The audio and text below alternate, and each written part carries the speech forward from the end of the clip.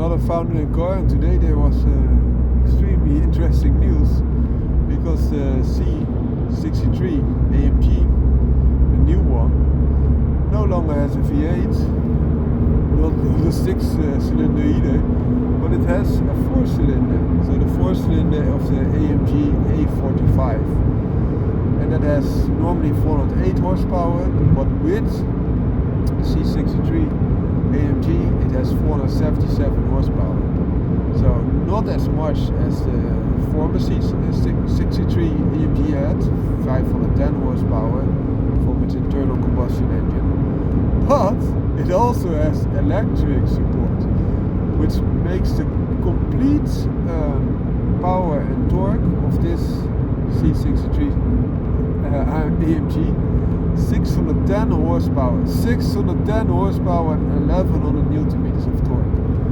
So for your reference, in the past you had, for example, McLaren F1, which had 620 horsepower, a really super sports car, and it did not have that torque. It would have, for example, 660 newton meters of torque, so almost half the torque and only 10 horsepower more than the C63 AMG. And the C63 AMG is a turbo engine, so you could even extract quite a lot more horsepower by a simple chip tune, which I would not recommend in this case. And why is that? If you look at this power source, it was only 2 liter, 477 horsepower-ish from 2 liter. Results that you have like 237, 238 about horsepower per liter.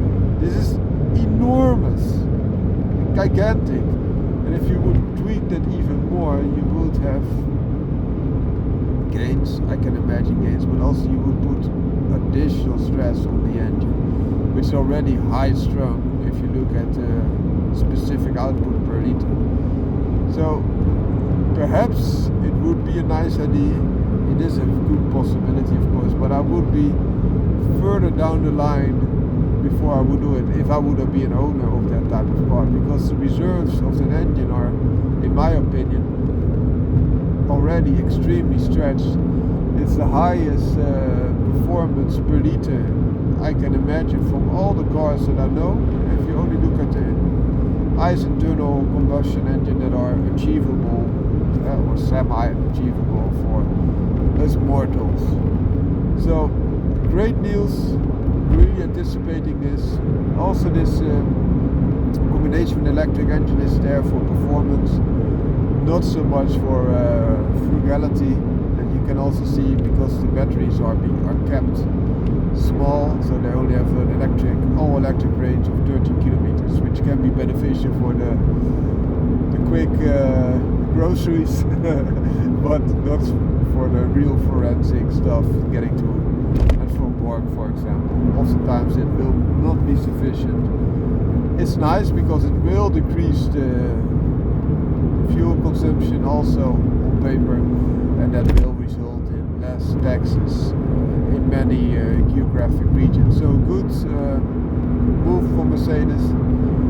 On the other hand, it's a pity because the V8 was such a very cool and nice engine to begin with. It started with 6.2, 6.3 liters, and therefore also the name. In the later stage it was already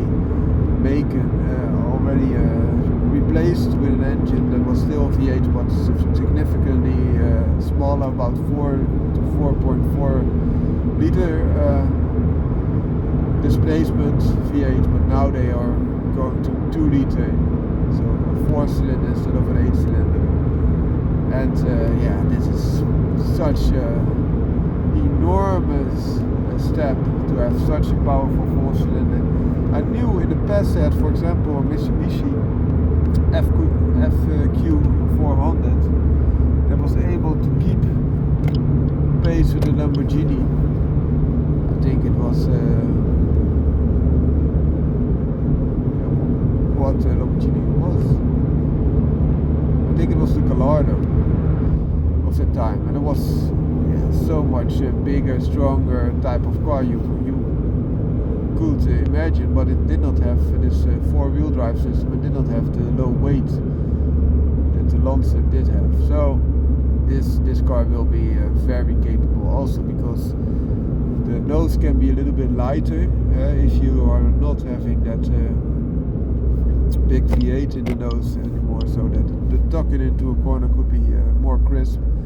And of course the batteries will weigh, but you can place them strategically and oftentimes are in the center of the car, so that will also increase the balance between front and rear and the weight distribution there.